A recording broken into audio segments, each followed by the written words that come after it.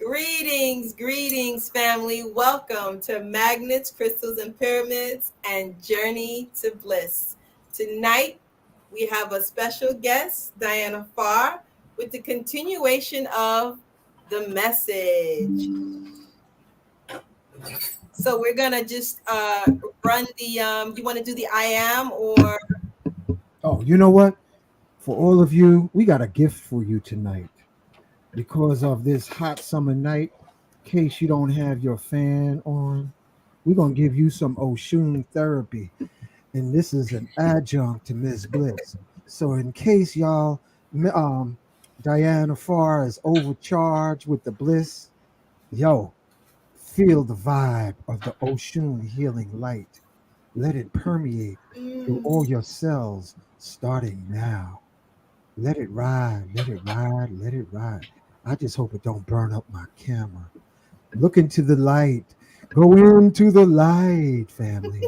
This is a special light for healing, regeneration, chakra activation, and that's your gift for joining us tonight.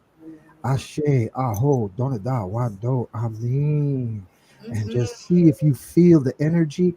If you do, put it in the comment section. Blessings, blessings, and more blessings. All right. So that's a little gift. So don't say I never gave you nothing. All right. And we hope that you are staying hydrated during this heat. Hollow smoke. What's happening? Infer Shaka. Dana Kennedy. All right. So all of you who are listening, I want you to let us know where you're listening from. We got Dominican Republic in the house. Before we sit down, make sure you have your cup of water or your cup of Kinkaliba tea. Look at that. It also has a golden hue to it. Y'all see that? Got to drink your tea. It's better to have tea and no food than food and no tea. Ain't that right, Diana? Yes. All right. All right. So, Bliss, go ahead and do the opening. Yo, did you know you had Baraka in the forest? Yeah, go ahead. Put Baraka up. Because we always put him at the beach or Harlem, so let's put him in the forest today. Yeah.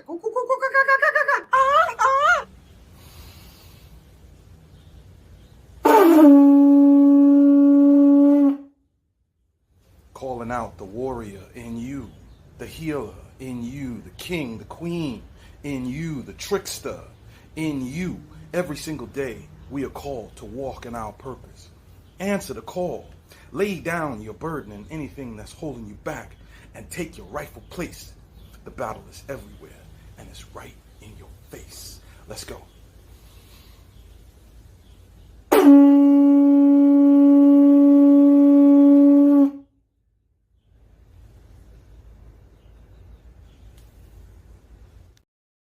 Wow, that was powerful. You like that? Yeah, in the forest, surrounded by the earth and the trees and all the elements. Yeah, that's very earthy of you. Yeah. All right. You want to go to the commercials? No, light it up with the star seed, and then we'll go to commercials. The star seed, I am my brother's keeper. Here we go, then.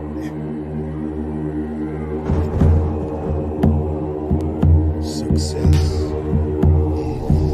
your destiny. Love, wisdom, power. Remember, yes, always who you are. Yes, I am. Love, wisdom, yes, I am. Yes, I am. My brother's keeper.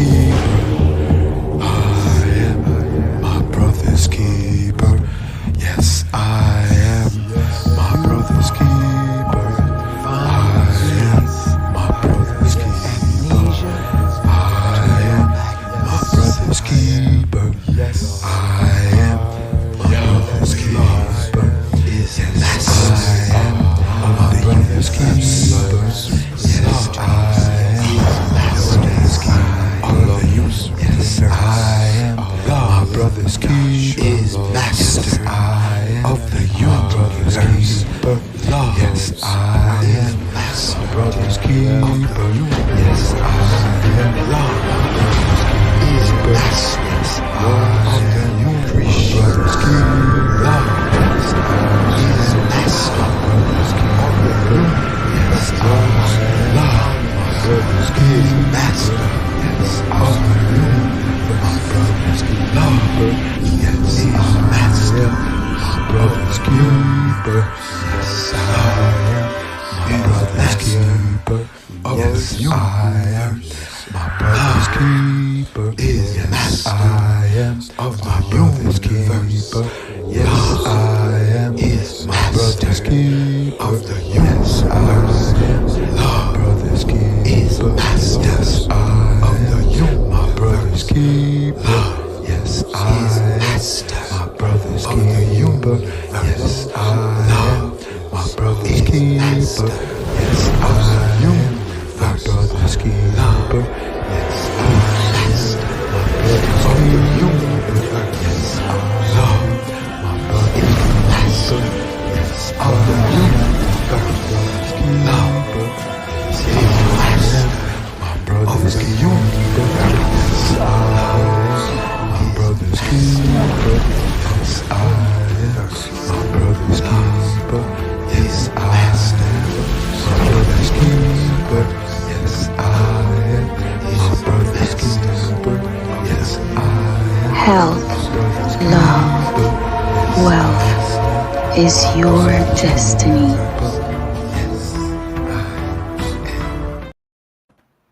Yes. All right. Beautiful, beautiful. Yeah, boy. Okay, All right. we got South Africa in the house, Mm-hmm. South Jersey. We got Sioux Falls, South Dakota, Louisville, Kentucky, New Jersey. We got Dominican Republic, just to name a few. All right. Let's go ahead, Bliss. Do the commercials, please. Commercials. By the way, I like the way you said New Jersey.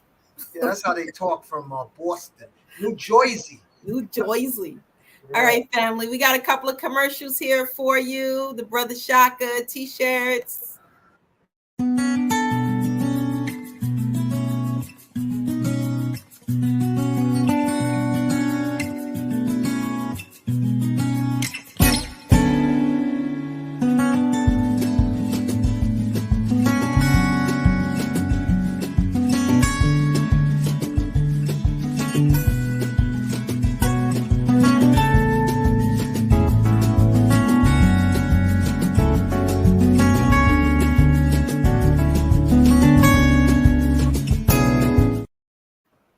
Nice.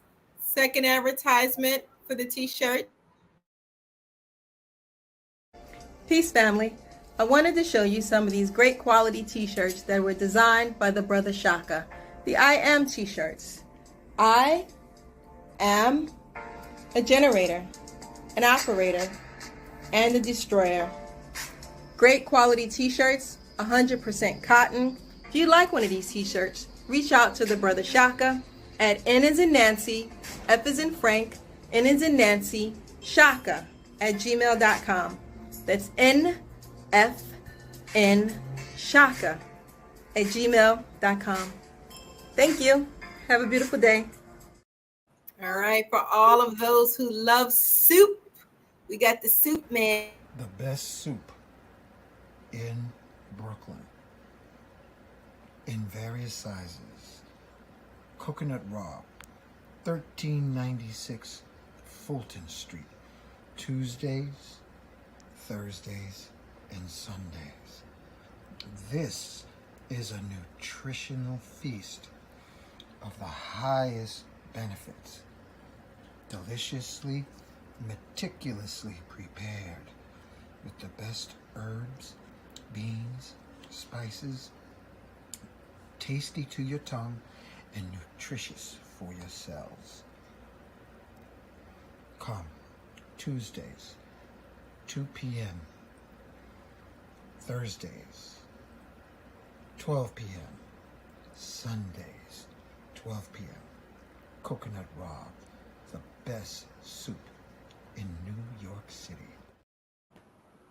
You're making me hungry. That looks so good, and I love soup.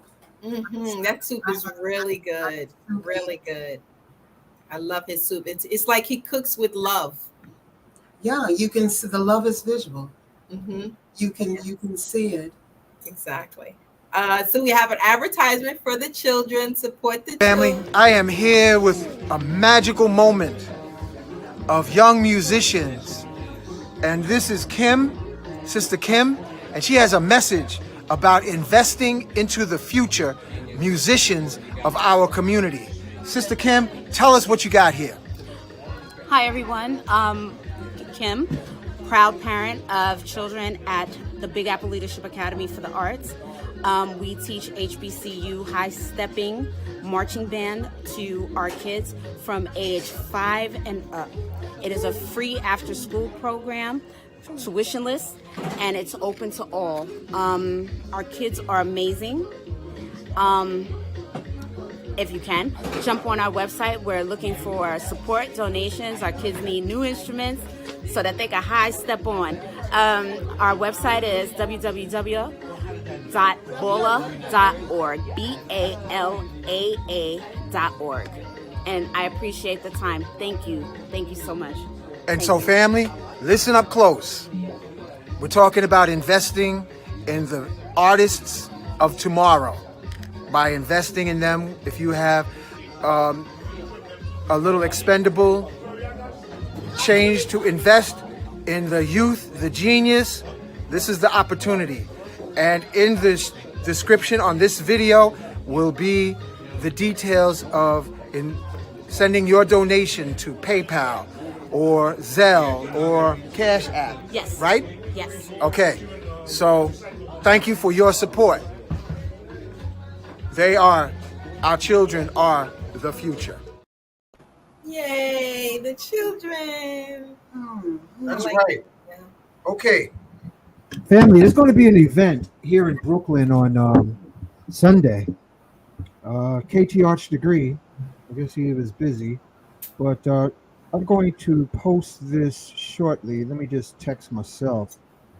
There's going to be a special event dealing with a presentation about entheogenic honey. Now, I've did a lot of stuff, but I haven't done entheogenic honey, and he's going to talk about it.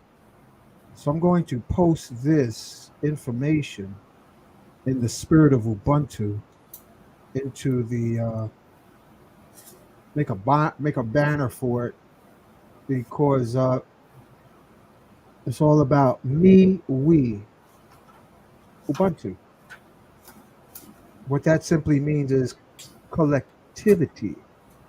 Oh, paste. I'm pushing copy, paste.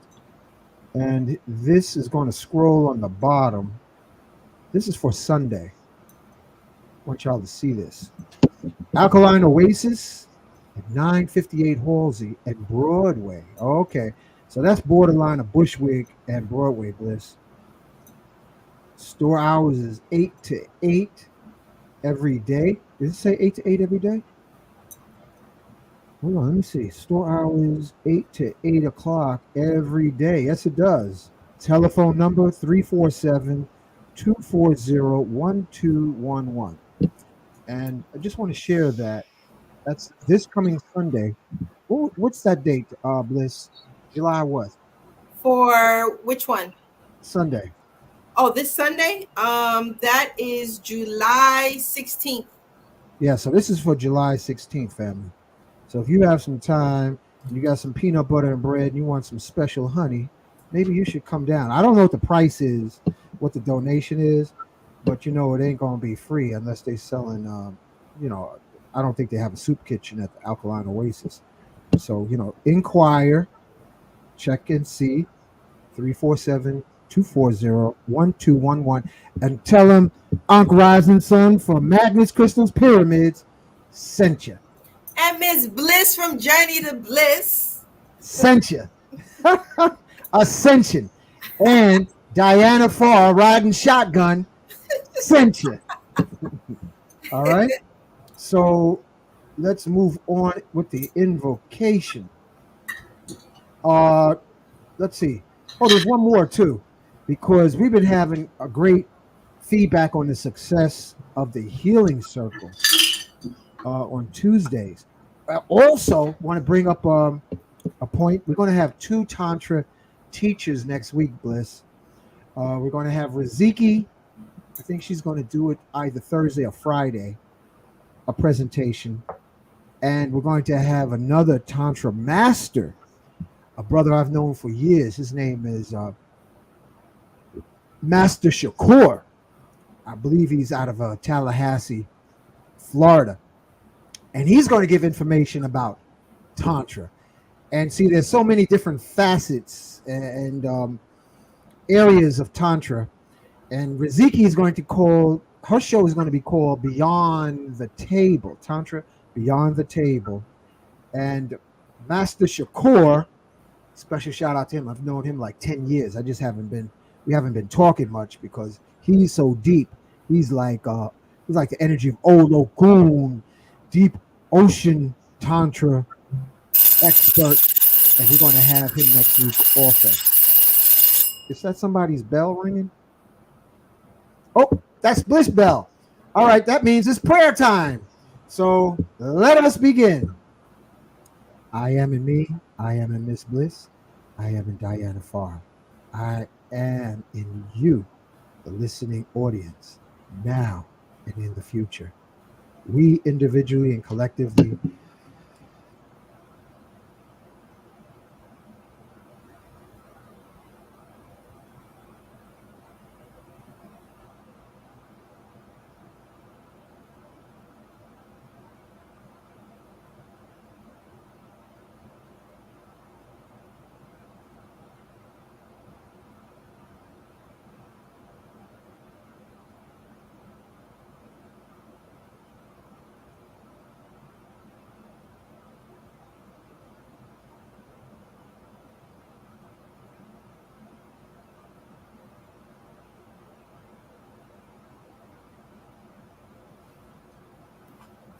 They can't hear me either now. I was muted.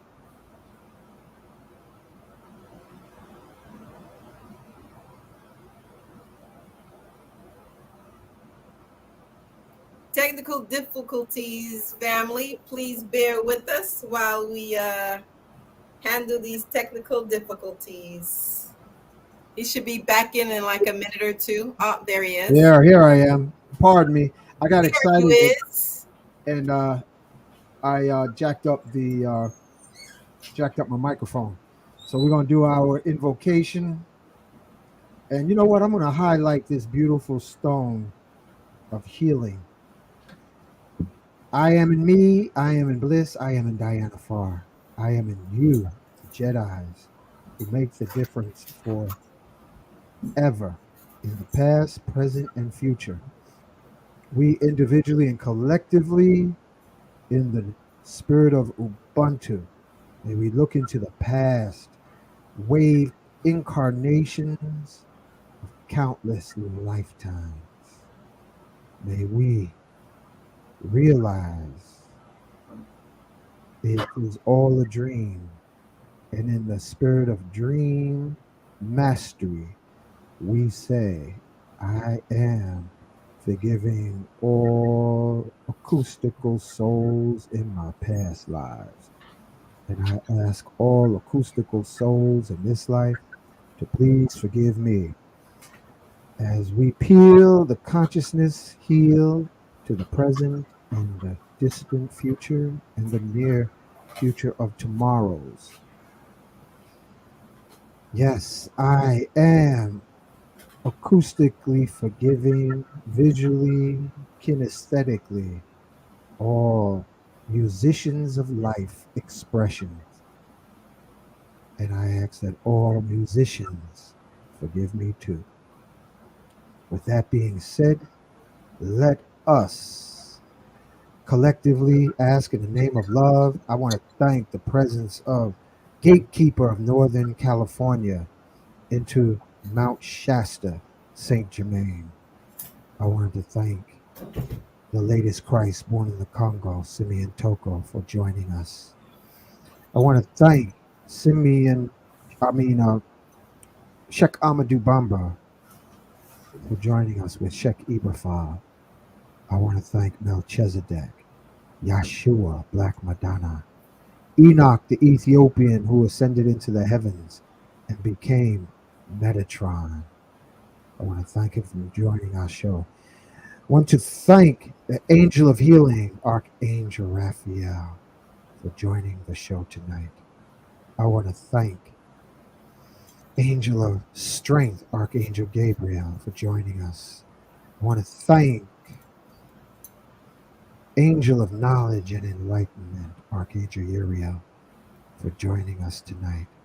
I want to thank the forces of nature within us, Ilegba, Oshun, Yema Ya, Oya, Ologun, Shango, Ogun, Obatala, Ochosi. Thank you for being with us. I want to thank White Buffalo Calf Woman. I want to thank Jehuti Ratah for being with us tonight.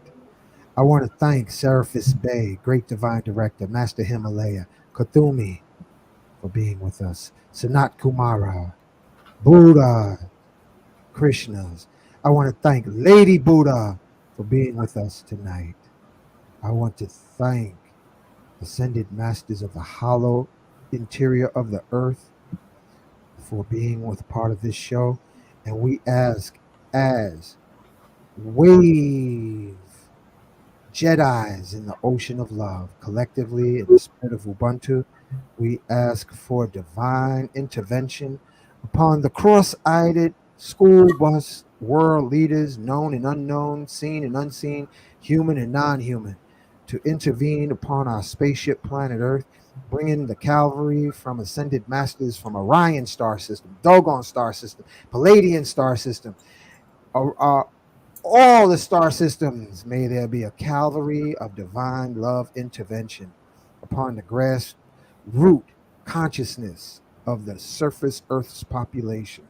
May there be a transformation of quantum healing through realization. We thank everyone for being born. Thank you for rising up to the occasion to fulfill your destiny in the chorus of life. May our ascended master ancestors and our recent ancestors, friends, family, and loved ones applaud us in the brief time that we move and navigate on the wooden stage of life. And we say together, Ashe, Aho, Donada, Wado, Mahalo, Amen, Amen. Ashe, aho, donada. Yes. All right, family. Tonight we got I look like I got on a baseball cap, but that's cool. We are honored to have Diana Pharr back from the future past to bring her healing tones message to reach our bones. I want to thank you, Diana, for taking the time in your busy schedule. What's cooking? What you got cooking on the stove of the kitchen of the mind and the heart? What's going on? That was a very beautiful invocation. That was a very beautiful invocation, Rising Sun.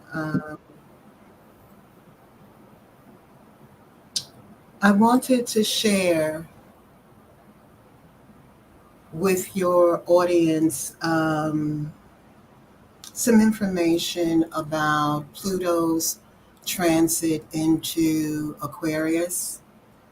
It gave us 3 months during the spring, and it's back in Capricorn, but it's going to go back into Aquarius in the beginning of next year, and it will orb there for 2 decades. Pluto's transit is very slow.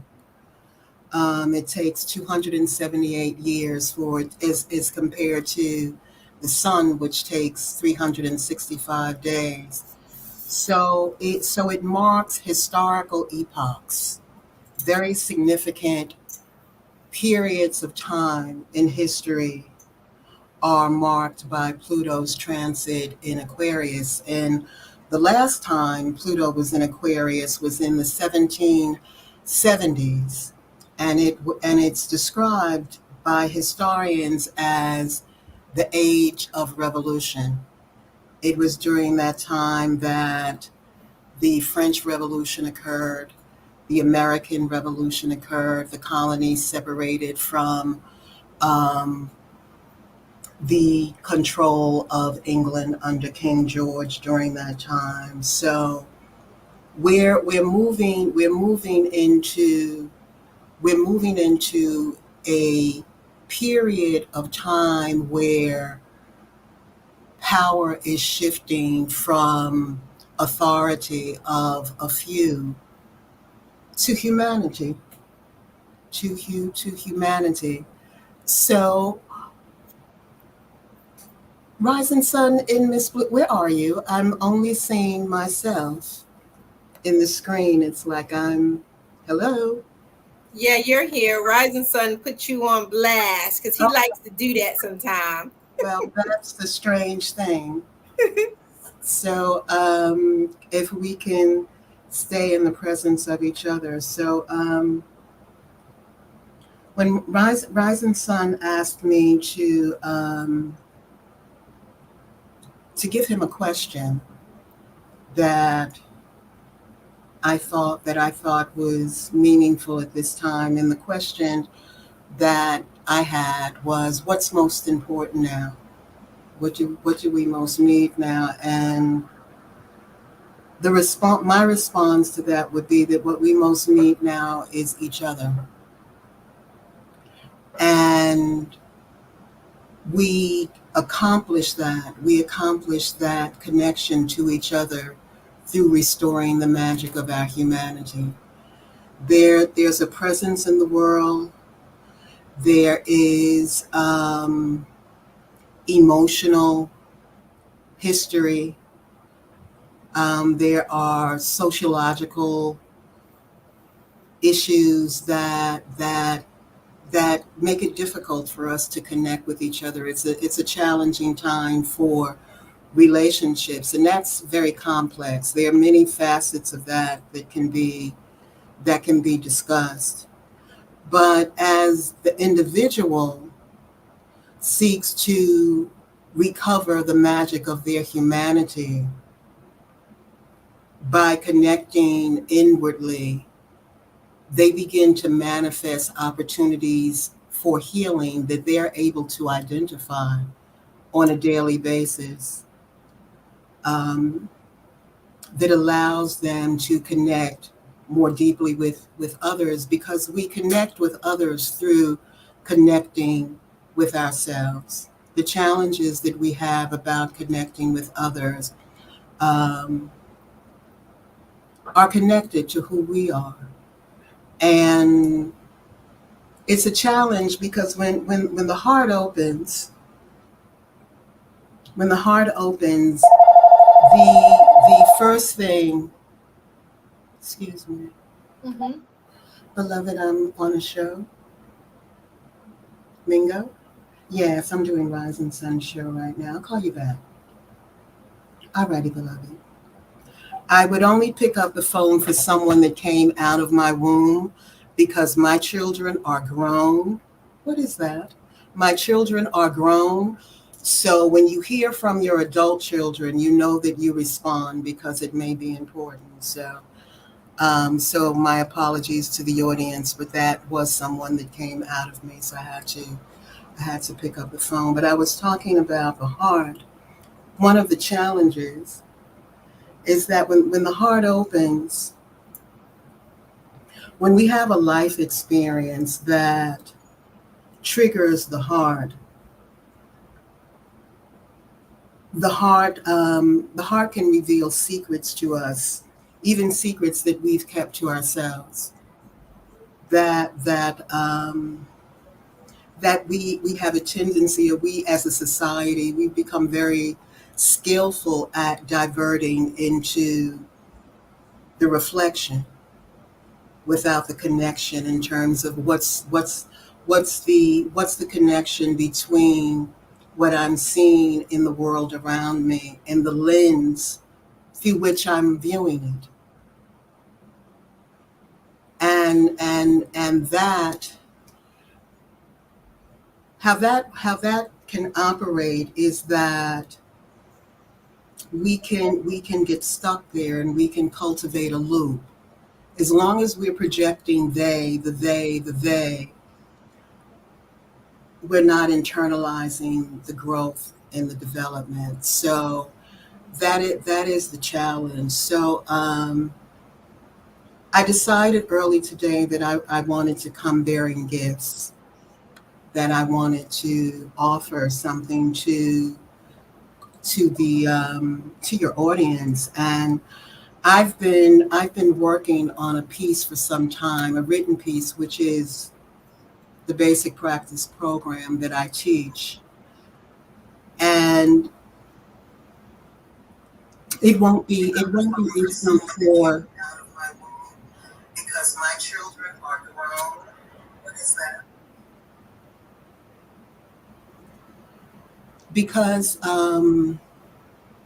Because I wanted to immerse myself fully in the writing, and I want it to be what it needs to be. I have What is with tonight? Yeah, it's a very colorful night. Maybe that's another son of yours, Diana. that's unusual. That's my cell phone, which I rarely use. I'm gonna let it go. You want Okay. to let it ring? We'll wait for you. It's a nice tone.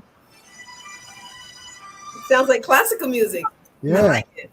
Is everything okay? Did something? Alrighty. This is the real. This is real time. You know, there's no pretense here. Phone ringing. Mama, mama. I like that. I like that environment, because formality lends to and cultivates the presence that sustains the disconnect. Connection is so important. But the heart. I was talking about the heart, and for a lot of us, when the heart opens up and it begins to reveal itself to us, it will what will surface very often is that which we've been protecting ourselves from. Secrets, I call it the secrets of the heart, even secrets that we keep from ourselves. So it is a challenge, but as I said, I wanted to come bearing gifts. Two things. Well, let me finish with the heart, because there's something that would be very helpful for people to understand. The heart correlates to fire element in the alchemy, in the Chinese alchemy, for those of you that are familiar with that. And the mother of the heart is wood, which correlates to the liver. So we know wood feeds fire. You put a log of wood on the fire, and it gives it food. Wood is the seat of where we store emotional anger. But anger is a secondary experience. The primary experience is pain. So what we often see in the world is the expression of the wood element, the anger. The anger, liver yells, liver yells. So arguments, talking loud to be heard. We can be triggered by that, because the expression of it is anger. But on the causal level, anger is pain. Rising sun, don't separate me out like this. That doesn't feel comfortable to me. Thank you, darling. Um, We can't hear you, Rising Sun. I'm Your mic- flipping through the photos, Diana. Photos. Yeah, like the cameras, the different angles while you're talking. So Okay. All right. All right. Well, I will let you do your thing. yeah, Miss Bliss turn now. Look. Um, Okay, she looks so pretty tonight Mm. in her Oshun regalia. Uh-huh. Um, so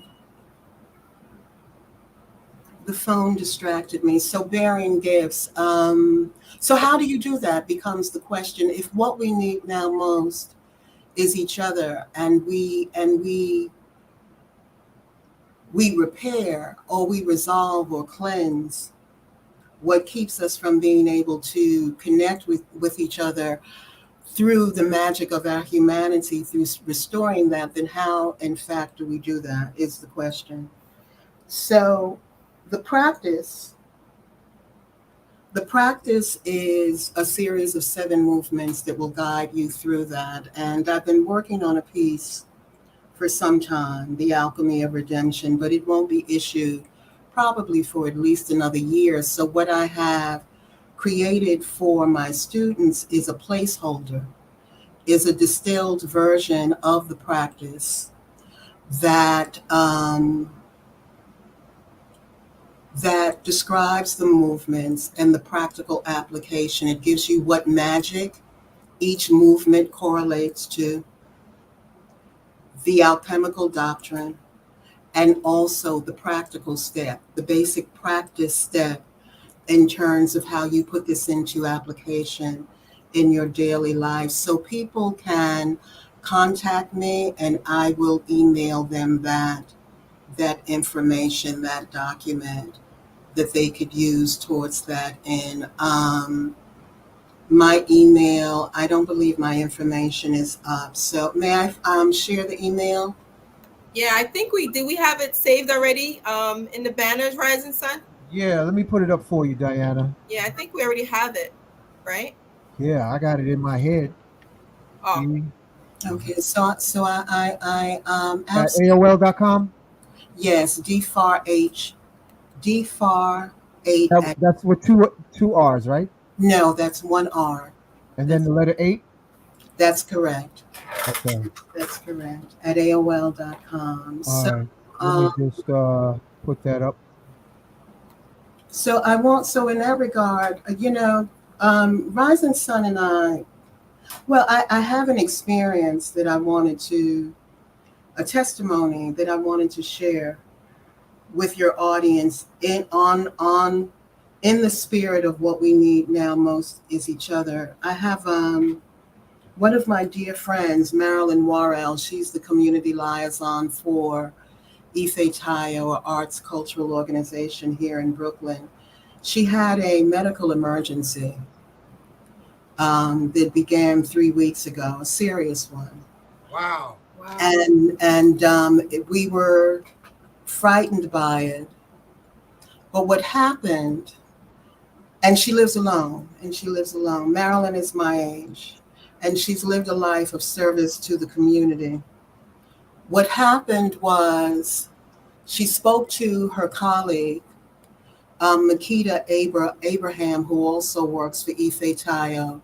And Marilyn actually passed out, but when she came through, Makita had traveled from Brooklyn to Marilyn's house and connected with Safrito, who is a mental health professional and an old friend of Marilyn.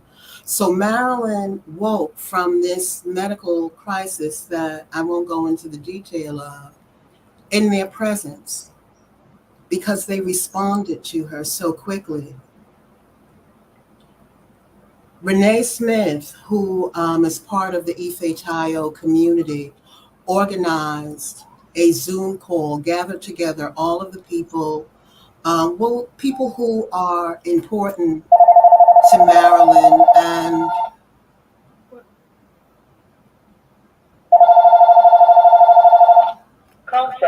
is everything okay?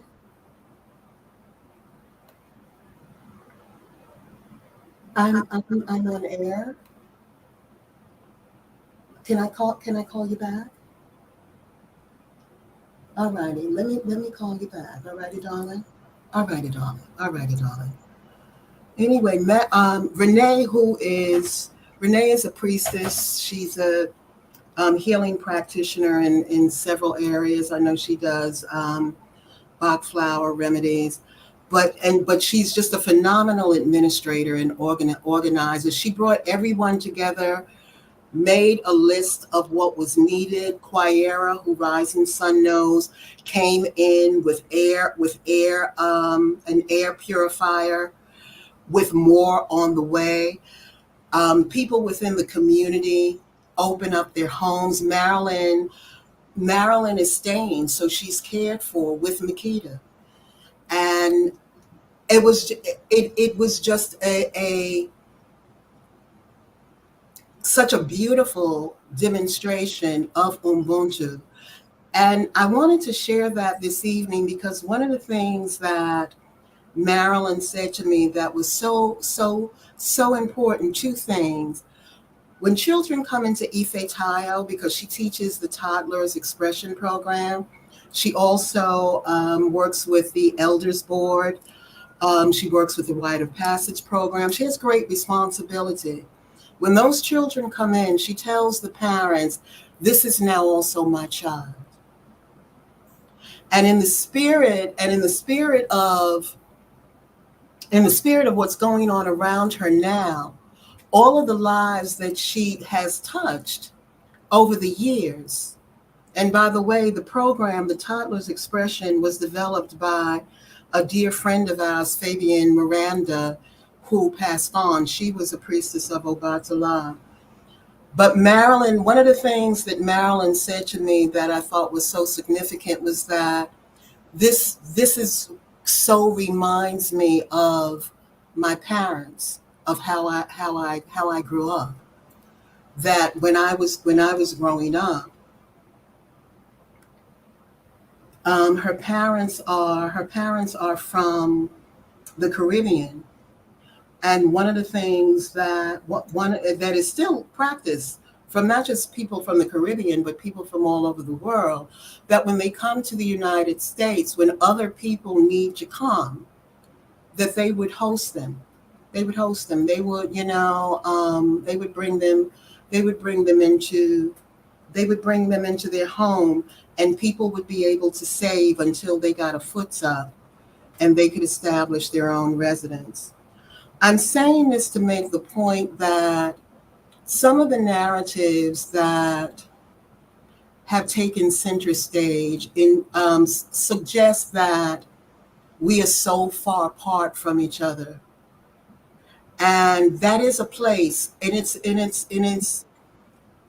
an important place because that place is speaking to, it gives voice to people's pain. But I also want to remind the community that is not the whole. That is not the whole of what we're experiencing.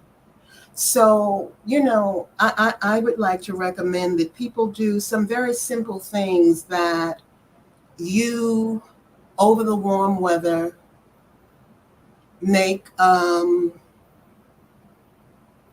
set aside time to spend with each other. Not a workshop, not going to an event, not a ceremony.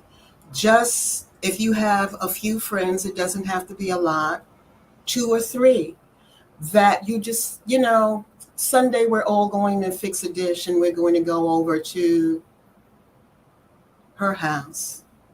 And we're just going to be each other and sit and eat and just be together. And really offer time to do that, because there's a spell of busyness that is being used that we're feeding on to give us a sense of wholeness. I'm so busy. I have so much to do. And what it's saying to our connection to the life force is that where my devotion should be, I'm giving my attention to the matrix. That is what is most important. And that wasn't always the case. When I was a girl, if I spoke to a friend about what we were going to do the weekend, we weren't trying to impress each other with our importance. It was more along the line of, I have these chores to finish. And when I finish, then we can really dedicate our time and be fully present. And when we were together, playing cards, drinking, eating, listening to music. But if we do enough of that, if we do enough of that, if we do it into the mystical time of night and let it come into morning, and we're still talking, and we're still interacting and just being in the presence of each other, we'll start to break the mental conditioning that is disconnecting us from each other, because um, it's very present. It's very present. It seems like it's far away because we're trying to get to the heart. We're not you know how when you're driving and you're on the wrong road, and you keep going to all of these places that's not leading you to your destiny. Mm-hmm. But if you realize that, and you get on the right road, you start to smooth sail. And connecting with the heart is like that. We don't have to go through the minutia of all of the past to click our heels. Like the good witch said to Dorothy, you don't have to go through ours. You can click your heels and go home, because that's how powerful home is. That's how powerful our connection to the deepest truth of who we are. There's a lyric, there's a piece from the movie Moana that one of the people in the Alchemy group sent me, and the lyric is, let me recall it. The lyric is, they have stolen the heart from inside you, but this does not define you. I know who you are. You know who you are. We're not our anger and our trauma and our pain. Those are life events, and it's a lens. But it's a very, very limited lens. The larger part of who we are is right above the surface. So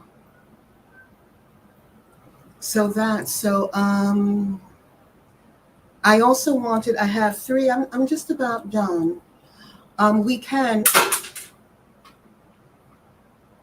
stone just dropped out of my way, and that's not a Oh, stone. that's okay, because you got us kitty cats. You got our cats tuning into your voice. Yeah, I don't know what's going on. This cat is crawling up all on the camera, and I'm just like, oh, Yeah, you're doing some you kind see of her? kitty cat shakti today, Diana. So I was just showing how my little kitten. Well, she's an old kitten. She's 14 years old of a kitten. Chloe is tuned into your voice and like rub me, Big Daddy, while she talks. Here she is. Look. I And then love I saw Miss Bliss. Her cat is like, yeah, listen to her, meow. that happens. There are people in the Alchemy group that have pets, and the pets and also children gather around whoever is actually in the Alchemy group. I have one child that is very dear to me, because she grew up in group, and when group occurs, she would see her mom bring out her alchemical tools, so she would get her tools Wow. and set up, and so yeah, it's so okay. So I have what else did sex, drugs, and rock and roll. Hold on, before you go, Diana, let us put a moment. Let's take a moment to send some healing, love, and light to. Um, Hold on a second. Let me move my tea. I'm ready. I want to say thank you for saying that, only because I have some friends who I've been meaning to connect with, because, we used to have like a dinner at their houses, and we would order out, we really wouldn't cook. And That's so I've been, fine. Yeah, I've been trying to connect with them, and you're right. It's that whole I'm busy kind of thing that we don't really pay attention to. We think this is normal, Yeah. and connecting with the heart and showing them that the love is still there. We're still here to nurture each other and take care of each other, and just light conversation, laughter. We get together, we have some wine. Yes, yes. That's what I'm talking about. Yes. That's what I'm talking about. Because then, if like when the incident with Marilyn, if something occurs, that's not the time to try and make those connections. Mhm. And Pluto gives power to wherever it is.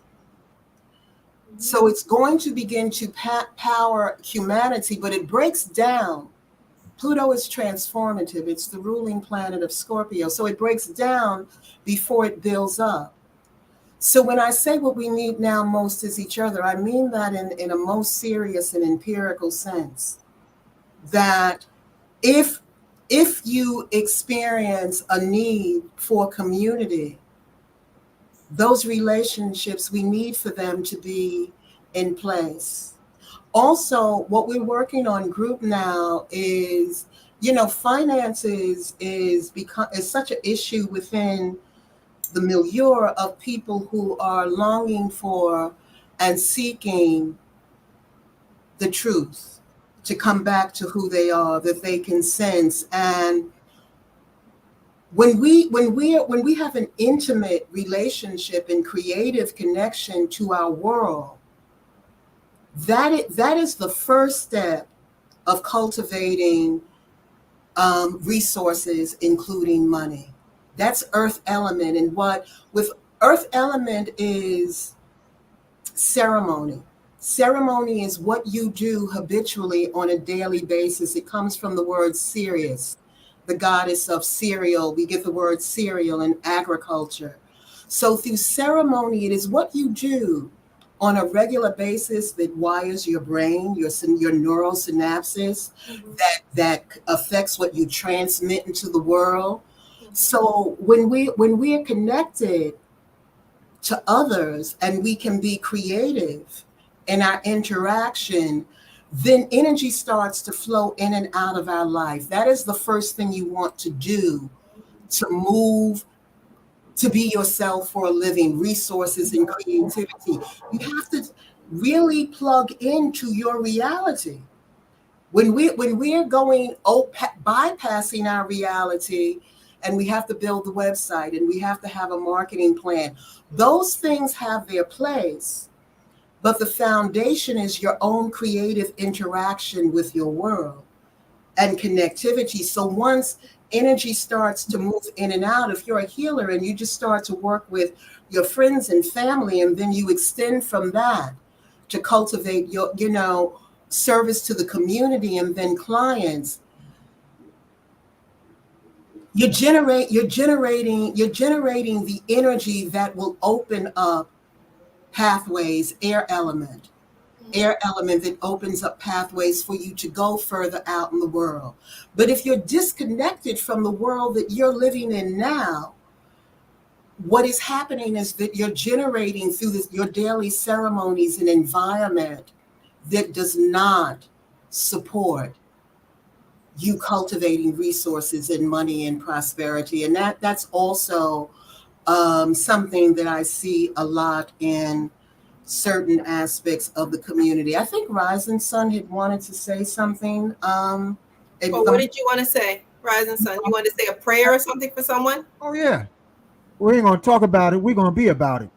So let's hold Maryland between our palms, family. We're gonna have galactic palms. This is a spin that we do, Diana, on Tuesday, Healing Tuesdays, He's listening. because He's listening. So so yeah, if she's listening, Marilyn, this is for you. So we're going to hold you in between our palms, and we're going to put on some healing music. All the shamans, all the medicine people, all the Reiki masters. Let's give Marilyn a galactic bath in an amethyst bowl of light. Hold it between your hands, family. And anyone who you know has a broken heart, a wounded soul, let's focus on Marilyn.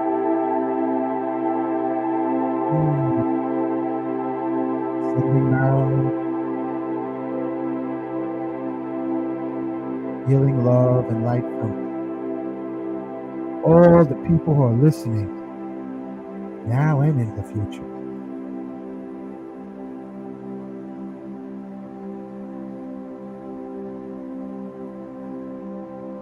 Imagine Marilyn bathing in a gentle liquid light of lavender amethyst as she sits in a giant geode of amethyst bowl with jacuzzi streams restoring all her being.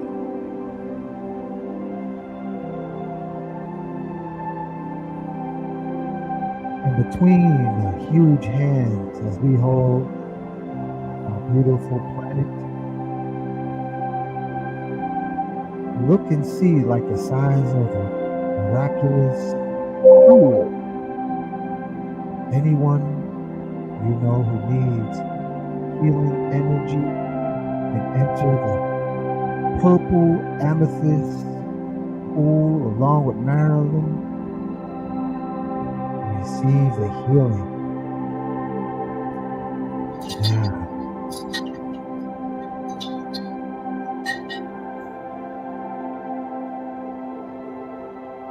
in the spirit of Ubuntu, we're having an amethyst pool party of healing.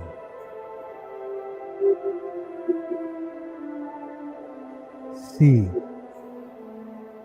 feel the perfect temperatures of the jet streams of the liquid light miraculously healing.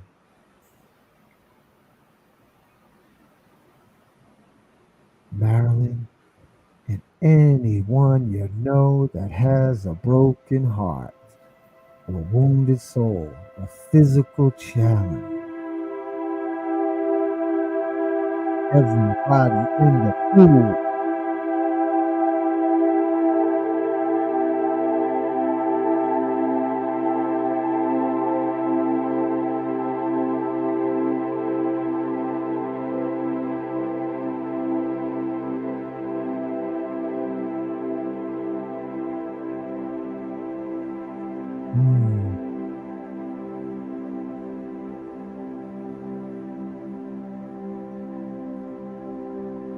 And in the spirit of Ho'oponopono, as they spin safely from the jet streams of the amethyst waters,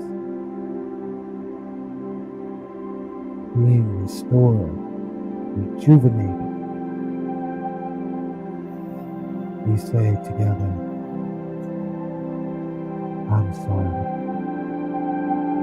Please forgive me. I love you. And thank you.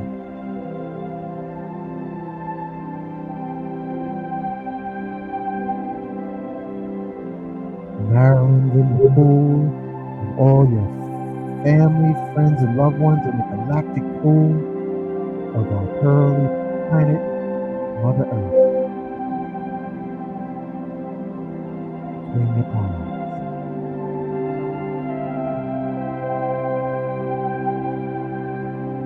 All of us know somebody needs to be in the miracle healing pool. Gently place them within in the spirit of Ubuntu.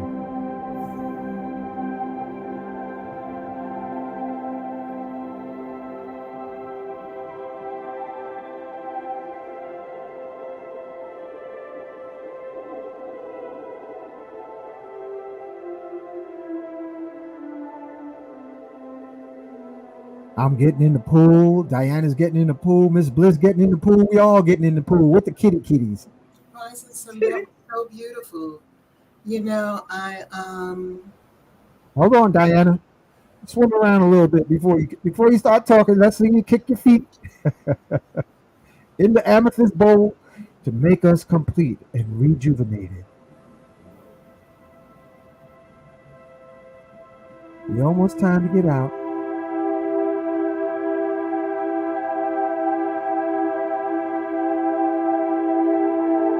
Okay. Aho. Mahalo. Obrigado. Shukran. Obrigado. Gracias. 谢谢.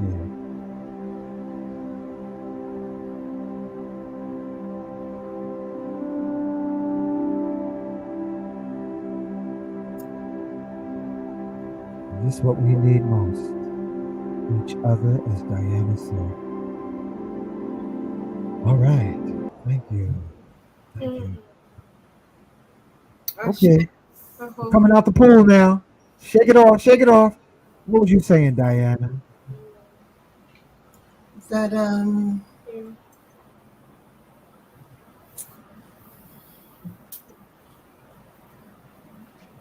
I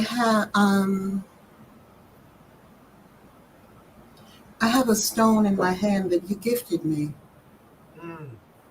some many years ago when I came into the space this evening.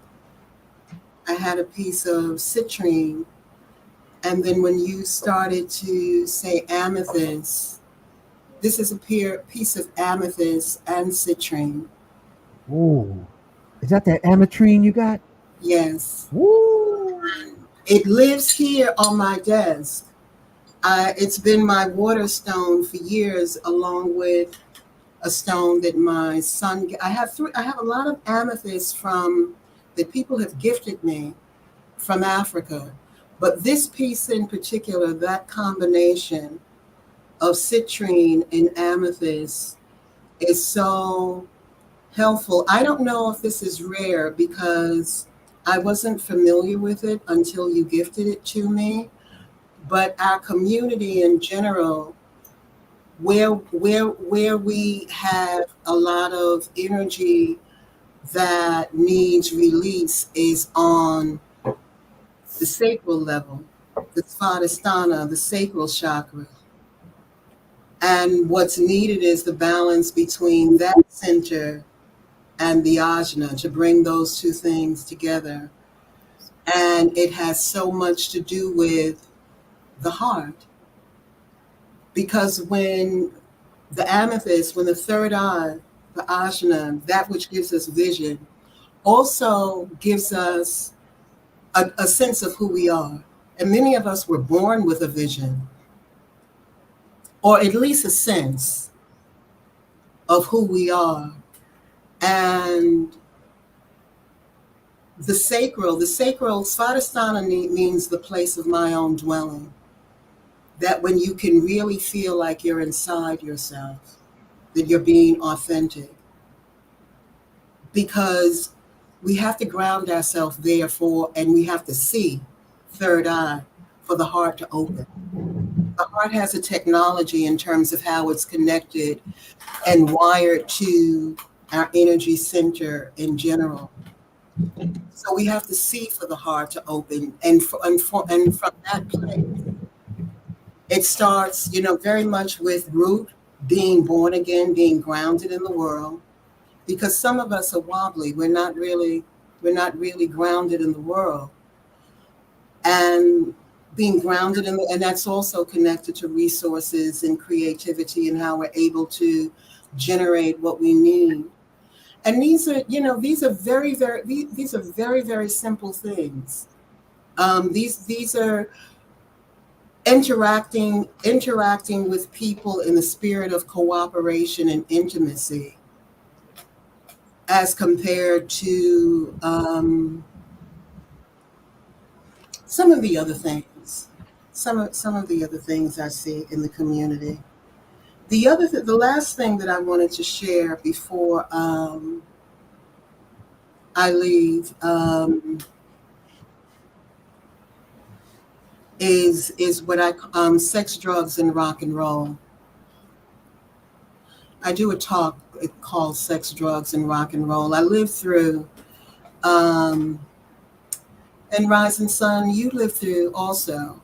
You know, maybe a bit, I have some years on you, but I'm sure you remember Sex, Drugs, and Rock and Roll from the 60s. It was the last age of psychedelics, LSD, very, very distilled. You know, that's when marijuana first came into the popular culture, LSD, other various versions of plant medicine.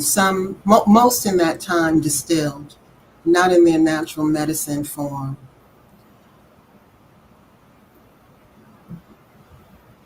It's a very potent conversation, sex and alternate states of consciousness, particularly in an environment where so many people are disconnected from themselves. And there's a biochemistry to that in terms of how we are presently wired into the environment. The hormones that give us a sense of connection, oxytocin, that it's been regulated to other things through the media. We get a sense of connection through technology, through cell phones. We get a reward sense, our dopamine, our reward center. We get that through having social media respond to us in a favorable way. So, what am I saying here? What did I want to share? You should have within your own being a metric, a measurement for your practices, your health practices, your personal growth practices. There's so much information in the popular culture right now. Have a metric, measure it, look back over the past month, 6 months, a year, 2 years, and see how do you measure, are your practices perpetuating your growth and development, and most importantly, do you feel more grounded, more connected to yourself and spirit? Because there are things that the sacred and the profane use the same instruments. Sex is profoundly expansive to human consciousness and the role that it can play in human evolution. Sex is one of the alchemical principles, the law of gender. Everything has a sexual component. Like the inside of this cup, this is the girl part, this is the boy part. The law of sex holds the universe together. Everything has to have a yin and yang aspect to it. So it's a very, very powerful force. And everything that can be powerful can also be destructive. And when something is destructive, it means that something else is trying to be born, because there's a balance and interplay between creativity and destruction. And in the environment of today, we need to have a measurement for it. One of the things Rising Sun does that I love, when he develops alchemical formulas, tools, he measures them. He measures them. He'll say, pick up that weight. Now put it down. Now hold this. Now pick up the weight. Where it's measurable. The energy, the change in energy is measurable. You know, if you because there are things, what has happened to us in, not just in our attempt to heal, but in the allopathic community, in the mainstream community, people can be on medications that they continue to become more and more symptomatic. The illnesses can advance, but we've normalized doing things that do not in fact work for us or may even be working against us. But because so much power has been attached to that thing, that we'll continue to invest our energy into it. You know, I saw people that I loved, very dear to me, increasing their medication intake over the years. And I saw their health deteriorate. Mm-hmm. But the faith in that is so strong that that the metric that I should be measuring healing by healing. So when I talk about what I mean by sex, drugs, and rock and roll, is that these are very powerful.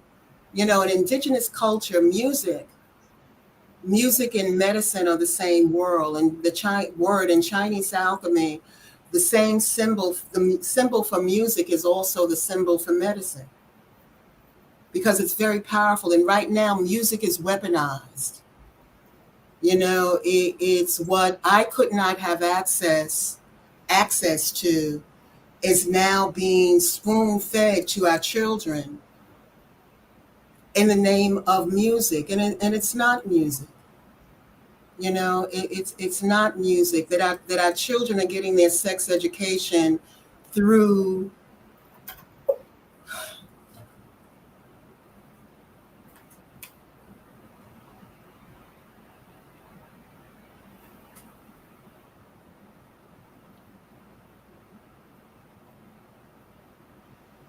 I want to be meaningful. It is my intention to be meaningful, to offer that which is practical. I think I said what I wanted to share, what was in my heart to share. I encourage people to contact me, get the movements of basic practice that guides you step by step in the process of restoring your magic. What we need now most is each other, and measure, hold your spiritual practices accountable. Discern whether or not you are in a loop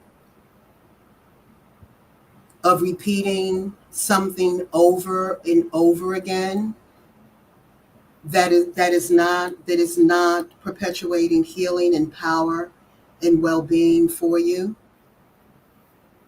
You should have an am I better? Am I better? Are my relationships more fulfilling? Am I healing?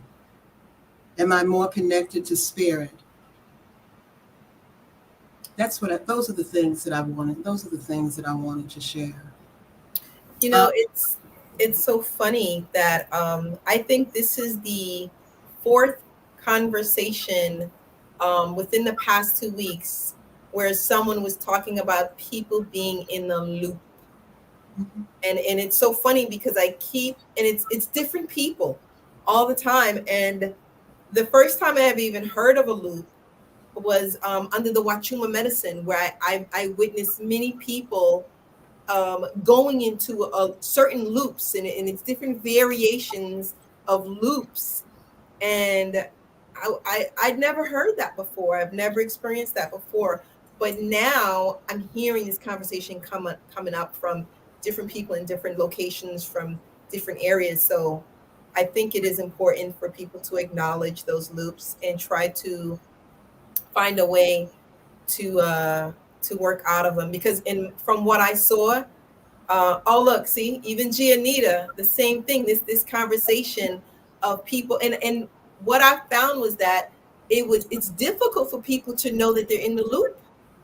Like, how do they know? It's kind of like when you're in the Matrix. How do you know if you're looping? You know, because it appears to be the norm, because of how consciousness reflects back to us. what we're really experiencing is an extension of in the lens of our own awareness, but it looks like it's everything because our lens reflects back to us the same things over and over again. The reason why I stopped doing, I don't do forecasting, because I don't have to ask what's going to happen. I know what's going to happen. If you come to me and you're going through this, I know that you're going to get more of that. What I use my skills to discern what is your pattern and what needs to happen to correct that pattern. I don't, I know that new relationship, more of the same. More other, that it's going to be more of the same until the pattern, because what loops are, the world that we live in is predicated and built upon energy that has order. That's what the sacred geometry is. It is the structure of the inner world. So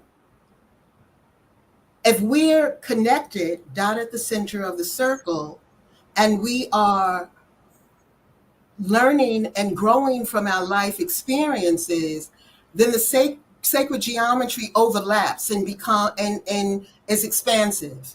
Mm-hmm. As an expansive, we're growing and developing, we're maturing. Mm-hmm. So as elders, we have more power, we have more energy. But if we're unable to recognize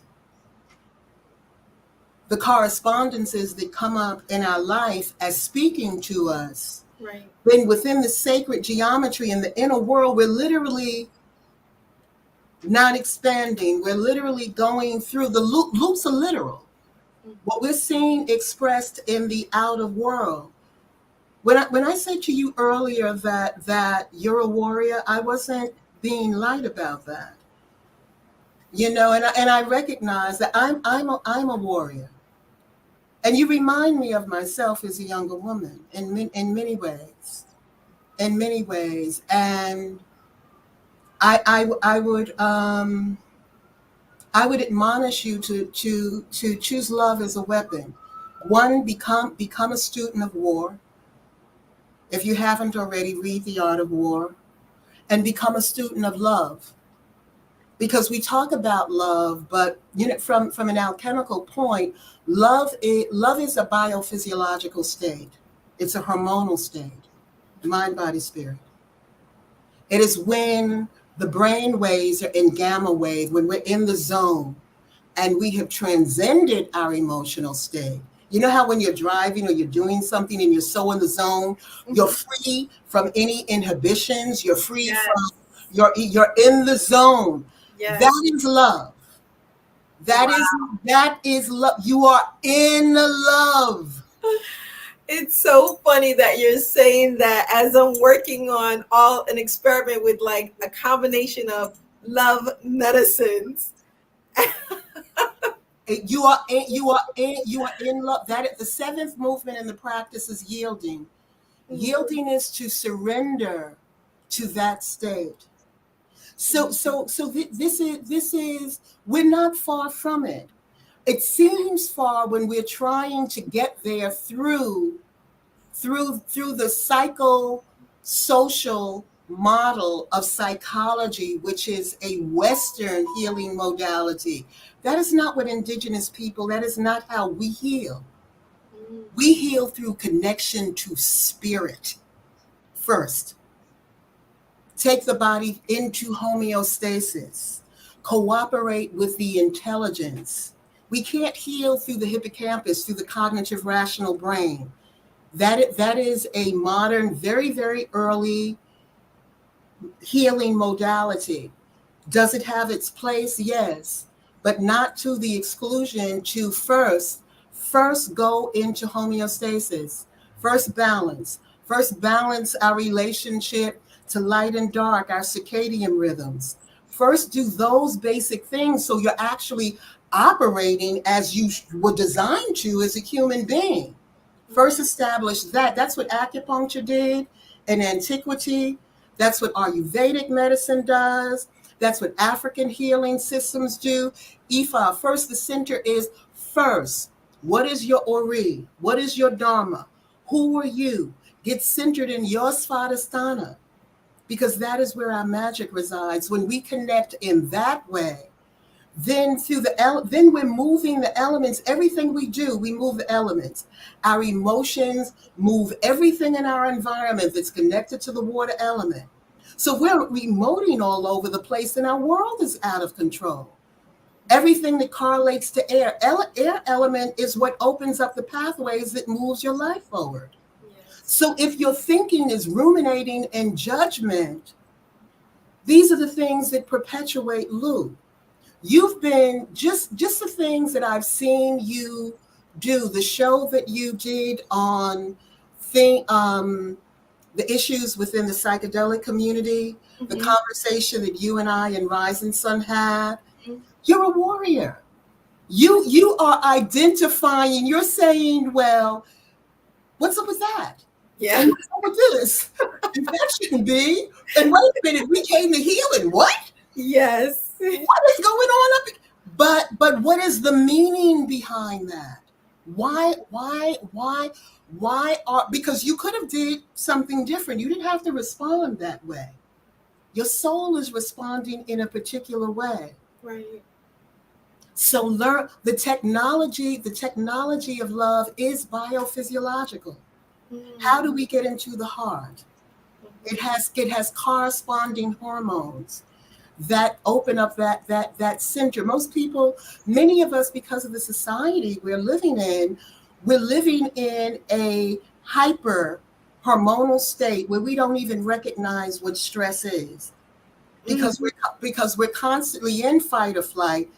Fight or flight, adrenaline was designed as you were really in danger. We go into fight or flight in a conversation because someone doesn't agree with us. This is true. And our body, over thousands or millions of years, has developed in such a way that you're in danger. You need adrenaline. You need more strength. You need epinephrine. You need that. We're getting ready to go to war. And no, it's like it's just a conversation.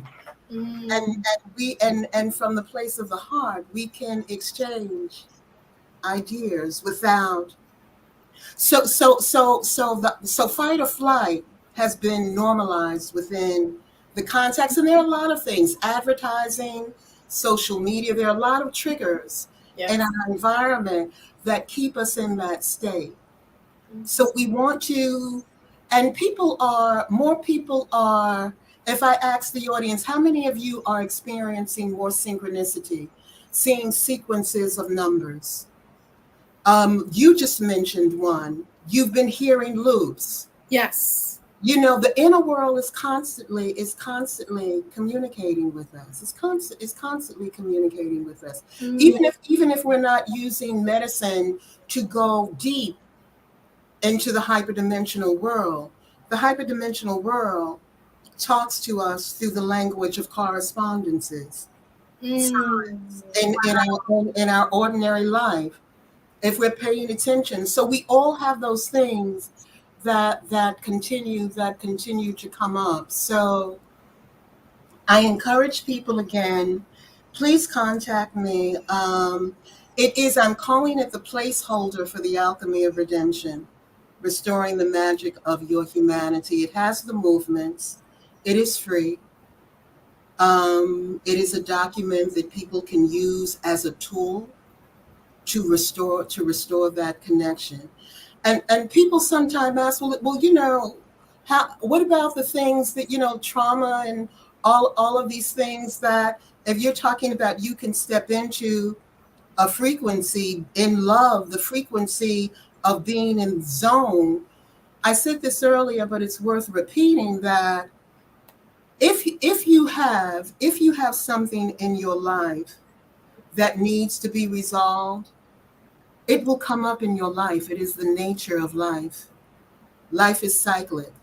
It's like we're born midstream. We all have a birthday, that we entered into this dimension in the flow of life in this dimension.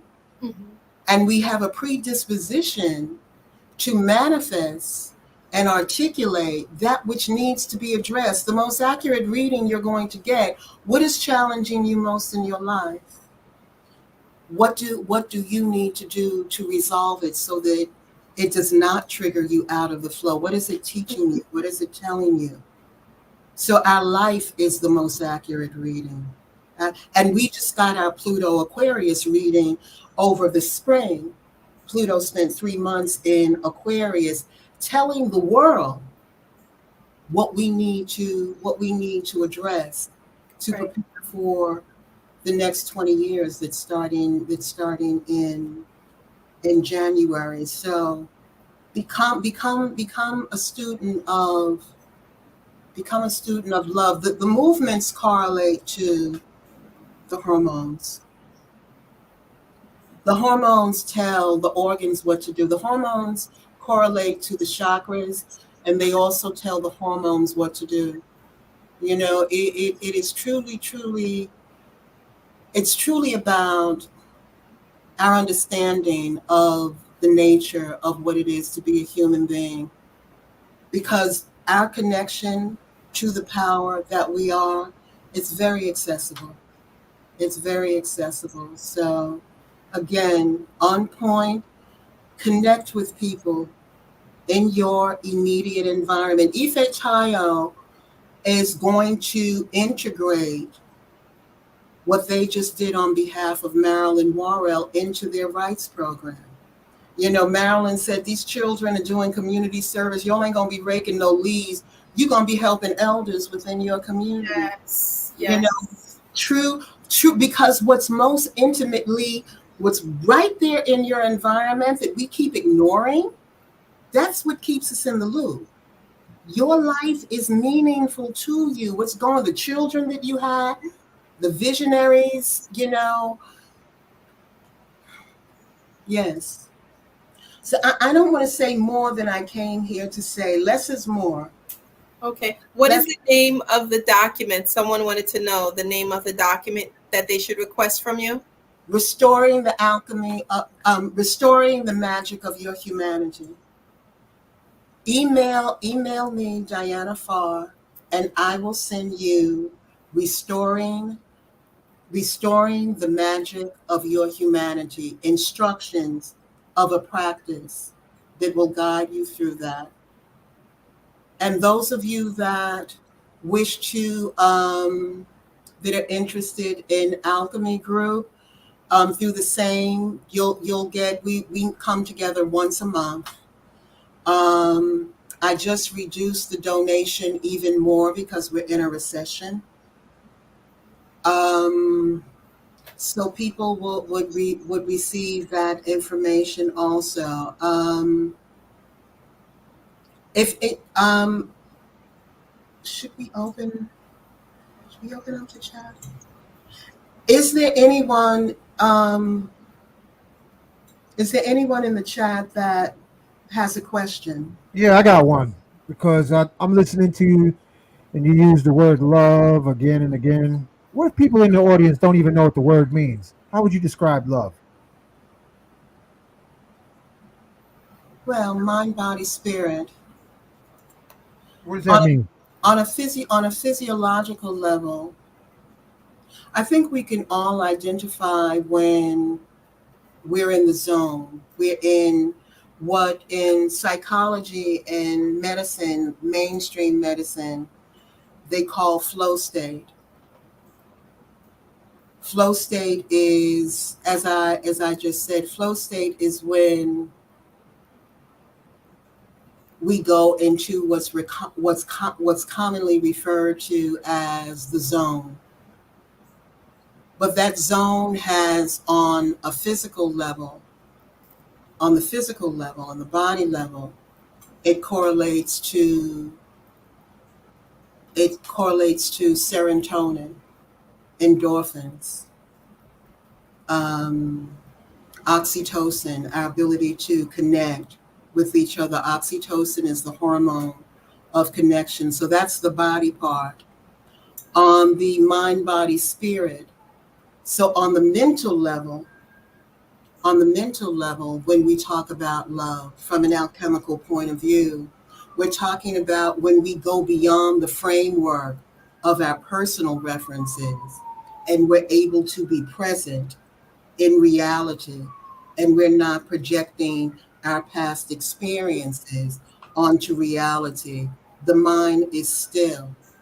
We are vacuumous. That is the love state. That is the state that we should go into when we are with our beloved. Yeah, but I'm by myself. I'm walking down the street. I'm getting ready to pass the corner near the liquor store. So tell me how love kicks in there. Well, my experience is that in Christianity, when they talk about in Christianity, it's called the kingdom of heaven. When we're moving through the world, we're not all moving. I wanted to finish the definition because the mind is the stillness of mind. If I'm still and you're still and we're together, then I can really connect with you. If I'm in a boat with you and we're rowing a boat together, I can't say Miss Bliss do this, Miss Bliss do that. You can't say Diane. If we're in the presence together, rowing the boat together, then we are in the mental state, the mind state of love, where we can actually be together. You could experience that with dancing, when you're intimate with your beloved, that you go into divine union. On the spirit level, what is love? Love is communion. Love is what takes us into the avatar state that we are an expression of the divine, which we all are. So from an alchemical perspective, when I say love, but to answer Rising Sun's question, and it's interesting because Rising Sun has become a diplomat for love. When anyone that talks to him personally over the phone, when he just goes out to the store to get whatever from the store, he's holding court with the entire community. Hey, how you doing? Oh, you need to meet this person. Oh, you need to meet this person. He's making those connections. When you establish that frequency that is an empirical reality within yourself, when you do that before you leave your house, before you go out to the liquor store, you will have radiance, and you will find that the environment responds to you in a different way. I experience it.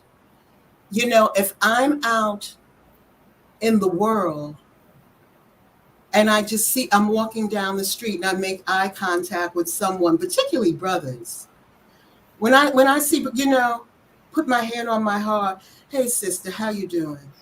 How are you doing today? Have a blessed day. That's a frequency. That's a frequency that if you practice establishing that frequency within yourself, you cultivate what is called the torus. You generate radiance, and you have the backing of the universe behind you. Mm-hmm. And then now you're a walking alchemy, because alchemy is transmuting the lower into the higher. So this is what is right there beneath the surface. We can be like Dorothy. We can click our heels. We can click our heels. We don't have to go through the mud to reclaim who we are. It is very, very close. Very close.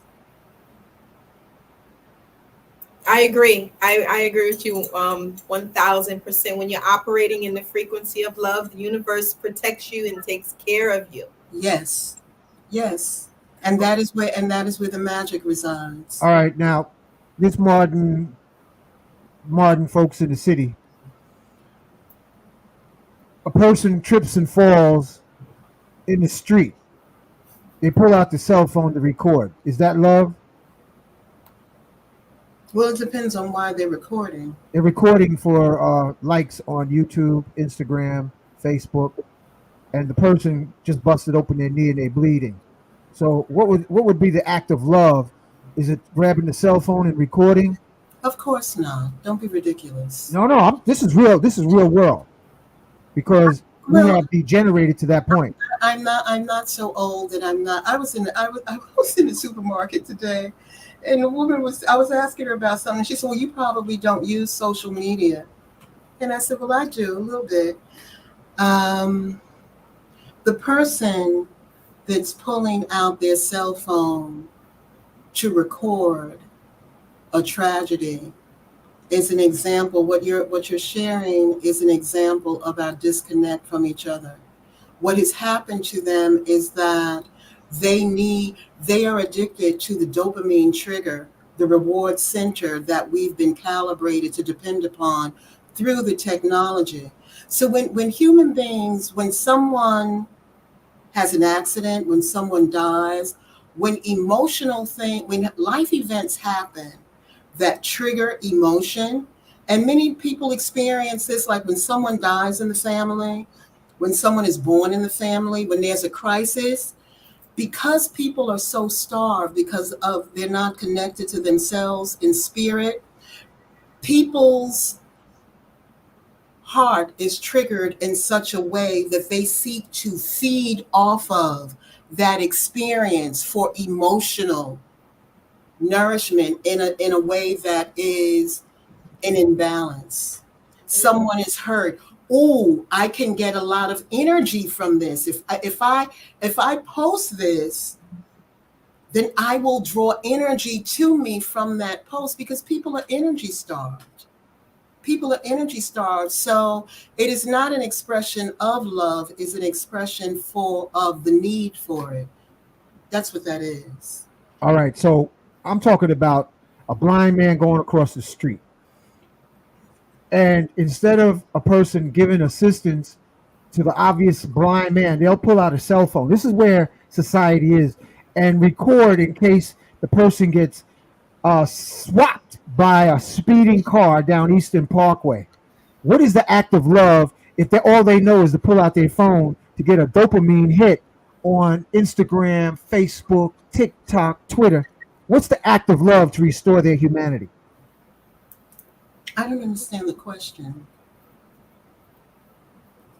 Are you saying what would be recommended for them? Is that what you're saying, or Humanity in the city has degenerated to We the understand, point. that. We got that. We got that. Okay, now we move forward. Humanity has dropped to the point that a blind person crossing an intersection against the light. I don't, Rising Sun, when someone, Hold on, let me finish the question. but I can't. I'm playing devil's advocate. I'm being devil's advocate. I know, but I can't. When someone talks really loud, I Oh, can't. okay. I'm sorry. A blind man crossing the street against the light. Humanity has degenerated.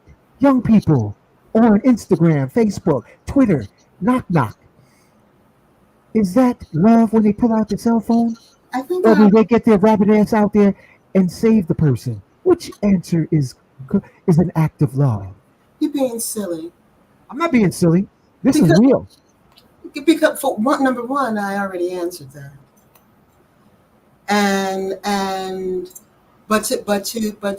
To respond is that back to, we need each other. How do we need each other?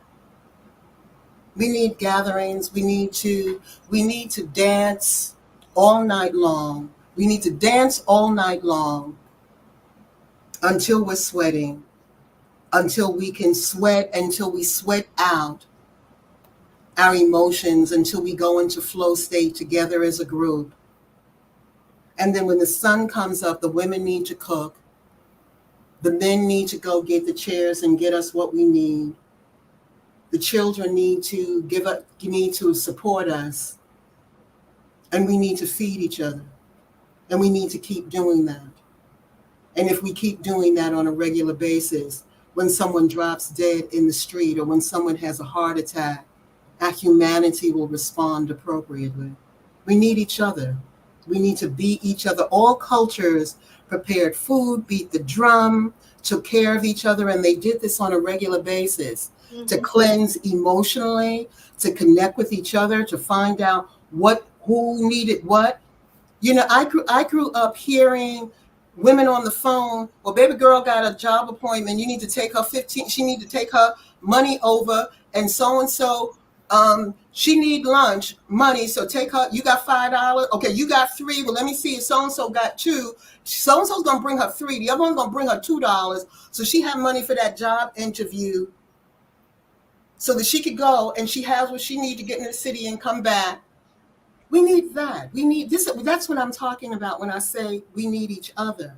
And if we keep doing that, we will stir up our humanity and we will begin to respond. The more of us, those of us that can connect with spirit, and this is what Pluto and Aquarius is about, the more of us that will connect to that. You see, like when I tell Miss Bliss, when I say that you're a warrior, don't be a lone warrior. I'm a warrior. I'm a warrior. I have a 9 life path, Mars conjunct Sun in Pluto. Not 5 nines in my name. Born on Tuesday, the day I am a warrior. I understand that energy, and for years as a younger woman, I was a lone warrior. I'm no longer a lone warrior because I'm connected to the spirit of warriorship in the world. That is the technology of Ifa. That is, who are the other Oshuns in the world? Your mate, your beloved, Shango. He will show up for you anytime you need him. You don't have to be in a relationship. My mate is Shiva. That's what I told her. If I go to the store, and I have too many bags, Shiva shows up for me. Some man will say, "Darling, can I help you with that?" And of course you can help me. Thank you, brother. Yes. And I'm an old lady, and as beautiful as you are, You're right. open up your heart to Shango and let him. It's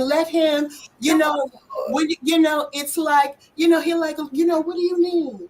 What do you need? Let him take, and whatever form. And then when a Shango that you can walk together with crosses your path,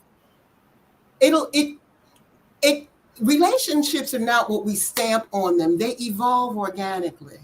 Mm-hmm. Like you don't get married, you become married. Right. I gotta share something. Yes. Let me put my headphones on so it don't sound like I'm yelling. Hold on. You can hear me, right? Yeah.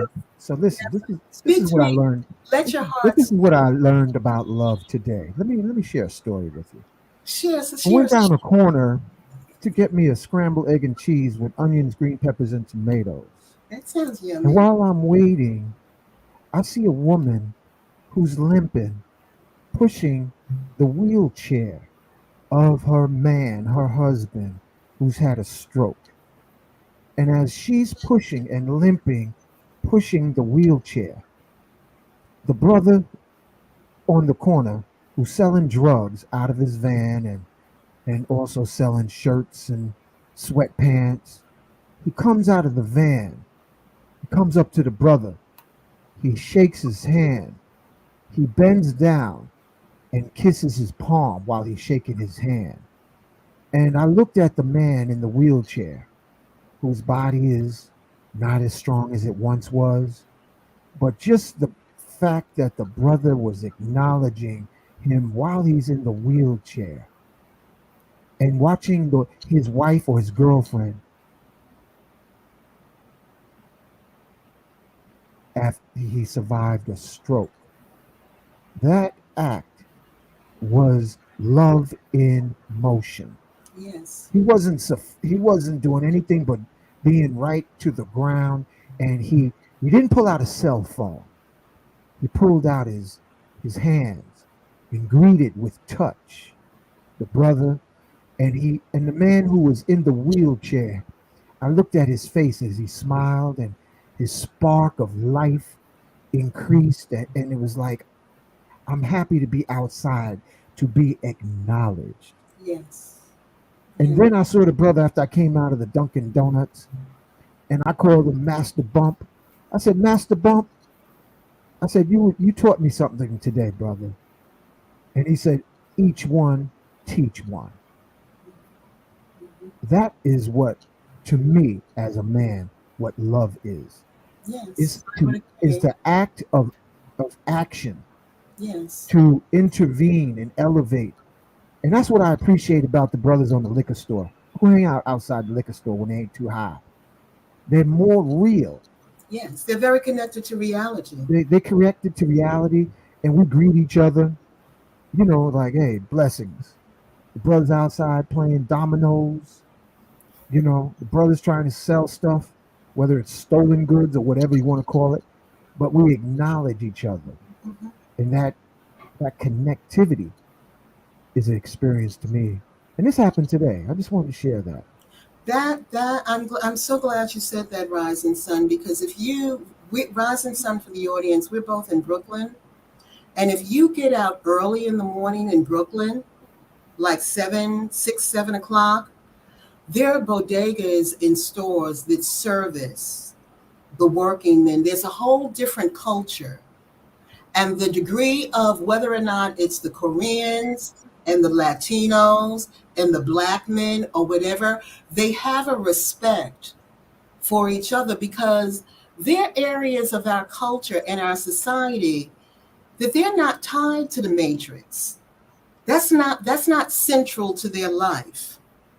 They're not in that narrative. And street people, homeless people, Pisces, the sign that rules over drug addiction, also rules over spirituality. Yes. Because it's the same thing of entering into another dimension. And you're absolutely right, Rising Sun. That frequency is much more embedded and connected to reality. If the judo hits the fan, they would be able to respond to crisis more immediately than people that are dependent on the matrix Mm-hmm. to support their lives because they're connected. And I'm going to tell you something else, too. I look at the gentrification in the neighborhood, and with rare occurrence, these people who come into the neighborhood, they are so disconnected from their environment. They're not aware. And this is not just, because they have a different skin suit. A lot of young men, or especially young women, they walk around with headphones in their ears with fake everything, and they're disconnected from the pulse of the community. They don't hear nothing because they're in their own world, and it's a very dangerous way to walk, young sisters and mothers of these young women. It's very dangerous to be disconnected while you're going through a concrete jungle. It's better for you to know the pulse of what's going on, have your feet on the ground, be aware of your surroundings, check out the vibes, because this technology will really disconnect you. And I'm not going to say that's love to be connected, but I think it's definitely in the same direction. Mm. The more there are, I would ask your audience how many of an audience that would come to this type of broadcast feel that they are in the world to change it. I remember doing an orientation and asking that question, and a young woman said, "Well, I know I'm here to change the world. How do I do that?" And I said, "You're giving opportunities every day to do that. If you're in the supermarket and someone in front of you needs a nickel, and they're holding up the line, give them the nickel and keep the flow going." Yep. We all have an opportunity to first enter into the flow through our own heart at the beginning of the day, basic practice. And then we keep that flow moving. And whatever way life presents us an opportunity, and doing the very simple things over the course of our day. As more of us cultivate that magic, Aquarius rules over the individual's connection to the whole. Aquarius is humanity. Its opposite side, Leo, means your personal individual creativity. So when we tap into that, and we do that through Leo, the heart, we connect to that, then every day we have an opportunity. We have an opportunity to keep the flow of love, what Christ called the kingdom of heaven, what Lao Tzu called the Tao, what the Akasha, whatever you call the space where the flow is moving, that we have an opportunity with the simplest things, that if we stop objectifying and treat each other intimately as human beings, as we connect with each other, that we sense that. We sense that. How are you doing? How are you doing? Just being in the presence of whoever, because whoever you're connecting with is relevant to you. And when you connect with it in the elevator, in the store, in the laundry room, your family, anytime you are present, if any two are gathered, anytime two people can be present in a moment together, in the simplest of ways, we connect with everyone else on the planet that is on that frequency. We connect with that frequency. That frequency magnifies out into the hyperdimensions, out into the cosmos, and we bring that energy into the world. That is Christ consciousness. That kind of reminds me of, like, I might be experiencing a synchronicity, and then someone who I'm not really communicating with every day, we would hook up, and then they would say, the same thing with me, and then someone else, and it's like we're sort of floating on the same frequency, even though we're not talking every day. Exactly.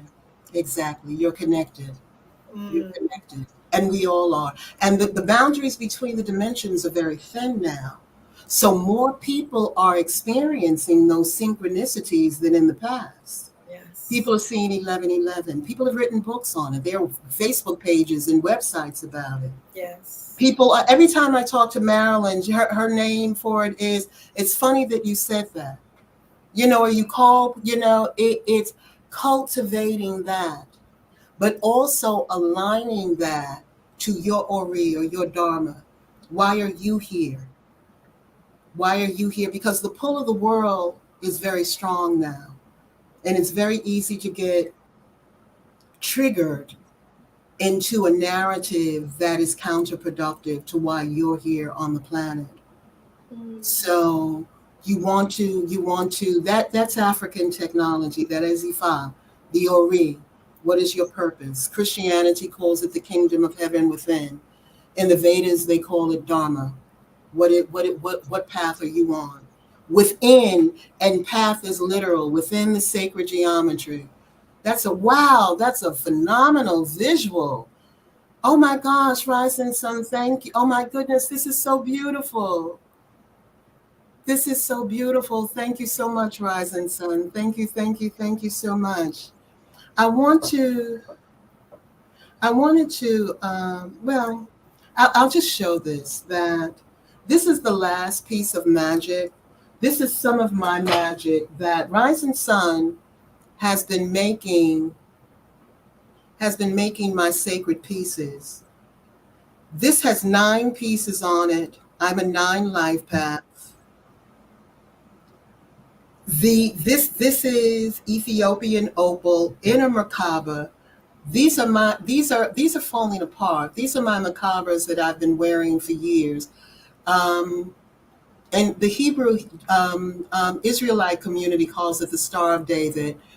It is, when the heart opens, it is that the symbol of as above, so below, that gives us the ability to, as you just said, we're traveling through the cosmos, because when we connect with one frequency, then we can travel the cosmos, and the gateway to that is the heart. And recently, I was feeling downhearted, and Rising Sun called me, and Rising Sun calls me, and he says, "Diana," and I'm like, "What, Rising Sun? What, dear?" And he says, "I got something for you." And he brought me this, and I wasn't familiar with Ethiopian opal. It's not a gemstone that I had ever worked with. And when I looked up the meaning of it online, it was exactly what I needed. It was exactly what I needed at that time. And I have a list of experiences like that I've had with Rising Sun over some years now, just like this moment that, this gemstone that I've been drinking from the water. He gave me this years ago as a gift. So what I'm saying is that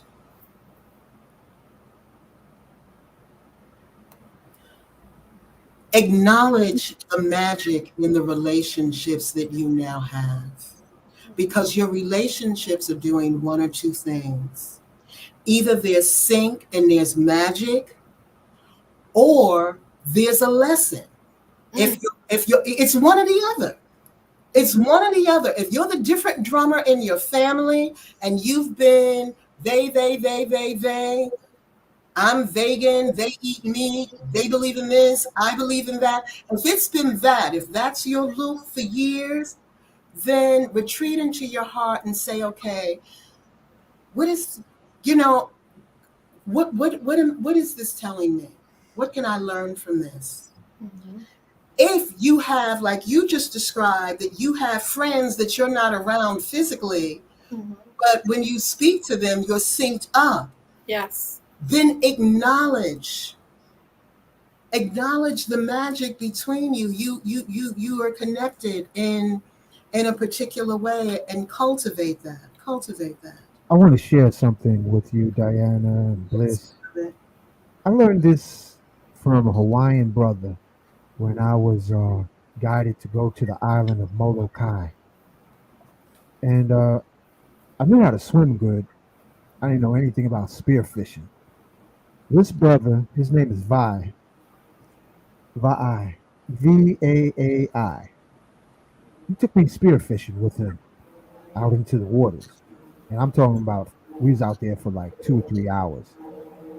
But when he came back with the catch, what he did that was very aloha, Ubuntu, he gave free fish to the elders and friends in the community before he grilled it. Like Bliss, I also do that with Miss Bliss too, Diana. I'll be like, yo, Bliss, I got to hook you up with something, because it's the secret. You share the bliss with Bliss, and you share it, and what happens is it creates a flow. Yes. And I watch sometimes, like I have people come over. Some people come over and say, what you got to eat? And then some people say, hey, I'm down the street. You want me to pick you up something? Mm-hmm. That's love. Yes. The ones that say, oh, I want to come and give me what you got. That's hunger. Yes. But we've lost the protocols and the etiquette that you don't go to somebody's house if you don't have a bag of chips.